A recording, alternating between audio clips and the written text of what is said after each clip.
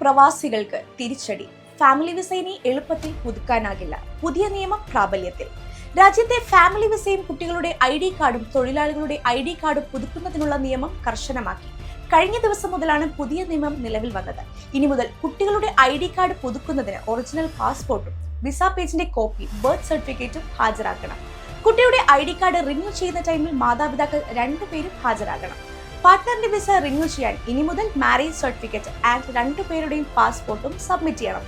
ഇതിനു പുറമെ visa renew ചെയ്യുന്ന ടൈമിൽ ഭാര്യയും ഭർത്താവും ഹാജരാകുകയും വേണം.